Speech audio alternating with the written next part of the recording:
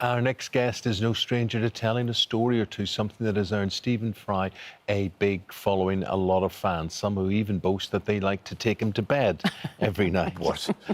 Yes. That's true. I used to get people stopping me in the street and saying, I wake up with you in the morning, or my wife wakes up with you in the morning, and all that sort of thing. But anyway, this is another bedtime treat he has on the way. His latest project puts his collection of Greek mythology to music. Well, Stephen, this is amazing. Very, very nice to see you. Nice to see you, Eamonn. This is called the Mythos Suite, and it's an album. And there we have a lady, a composer called Debbie Wiseman. We've got yourself. We've got these stories. We've got them set to music. There's a lot to bring together there. Yeah, well, Debbie Wiseman is a brilliant composer. I'd known her for a long time. She scored the ravishing music for the film Wild that I was in, and that's where I first met her, and we've done a few collaborations. And, yeah, she had this idea. She sort of read them and we thought that... you know, there's the planet suite, which, funnily enough, is also a mythological suite, because Jupiter is just the Roman name for Zeus, and the planets have the qualities of the gods. And so she thought a mythos suite, some of these stories would be good with words and music together. This is the National Symphony Orchestra. It's the National Symphony Orchestra, which is an incredible... I mean, just such extraordinary individuals. Most of them seem to be great instrumental soloists as well as... and to go to Abbey Road and watch it being done. So it's Abbey Road Studios, the National Symphony Orchestra, Were you there with them, or did you narrate? I did go, I couldn't resist. I mean, you know, the sight of a full 80-piece orchestra recording music is something that thrills you to the marrow. You know, your stomach wobbles and tears come to the eyes. But am I right in thinking that this, or the idea even for the book, came from you telling your friends, some friends, stories, and then thought, and they wanted to hear more? Yeah, a lot of people have heard of, you know, Jason and the Argonauts or Hercules or whoever it might be, and some of the gods. And I was just talking about the way the god Kronos, the Romans called Saturn, ate his children, one of whom, you know, was Poseidon and Hades, and a lot of people have heard of those gods, and they were going, why don't I know about this? And I said, well, I don't know, it's just something I've always loved. And I think what it is, you know, we live in an age where the visual, the spectacular, is what everyone regards as the most important way of telling a story. And they would say, don't tell it, show it. And there's a lot of truth in that.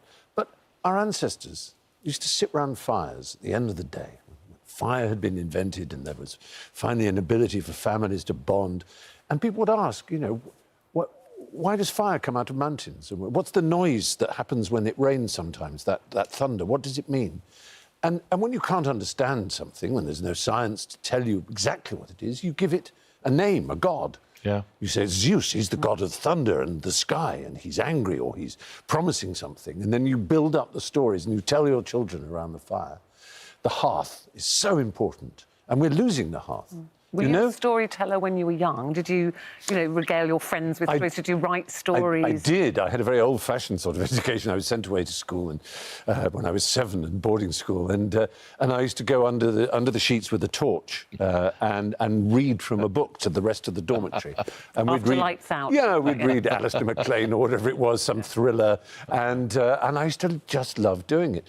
I mean, I always say it's because I was so hopeless at everything else. I couldn't play sport properly. I couldn't catch a ball. I couldn't run without running into a tree.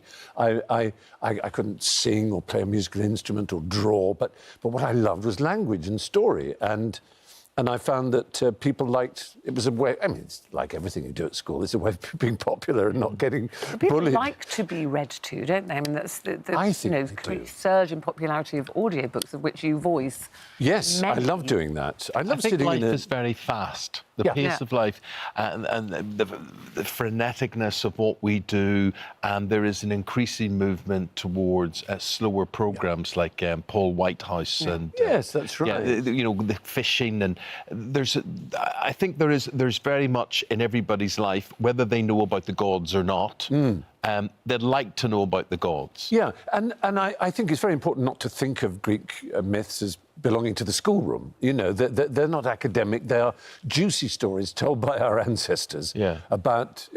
and, of course, they have a direct connection to some of the most popular things in our current world. Can we take from those stories? If you think about it, like Thor or Lord of the Rings. Yeah, Lord of the Rings and Harry Potter and Game of Thrones and the Marvel Cinematic Universe all have this combination of ordinary people and extraordinary people with powers. And the powers aren't necessarily just fantasy and magic. They are also just the fact that we can call upon ourselves to do remarkable things. I mean, Eamonn was saying there about life is fast-paced.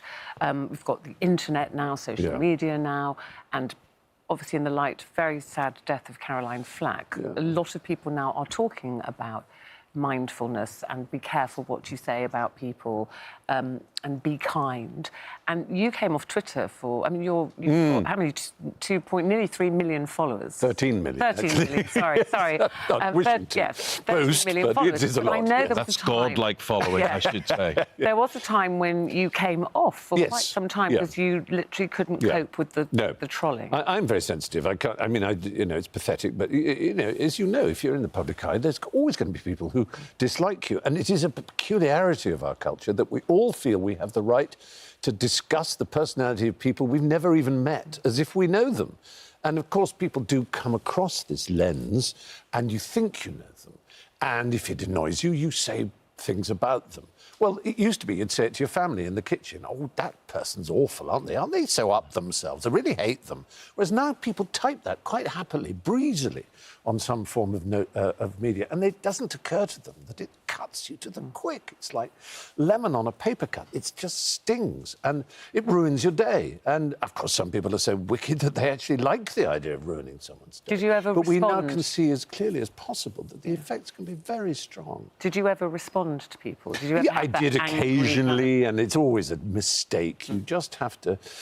it's not that you have to suck it up, because I don't see why one should. I think you just have to stop it. You just don't follow it. You don't read what people write about you, because it can be nasty. And also, it's not particularly good for your soul if people are wonderfully praising of you and you constantly go around thinking, I'm so great, look how wonderful, this person's in love with me or says they'd like to eat with me or something. And, you mustn't, you've got to try and be real about this. Well, you seem to be real from the point of view that this is a passion project for you here. You've had your experiences in life. As I say, you're a national treasure. You've had your health scares.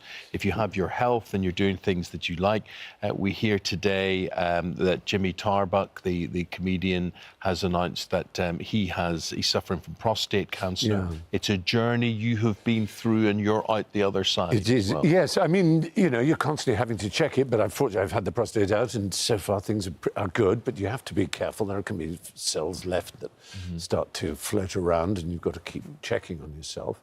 And it's what are the phrases? A wake-up call, all those cliches. It's great that it's getting to be more understood that people of a certain age, men of a certain age, have to be, if possible, talk to their doctor about having a blood test. It's a pretty simple one. I hope you do it, Eamonn. Do you know what? Yes. I had it only 2 weeks ago. Well, there you go. Exactly. So it's worth doing. It's a very...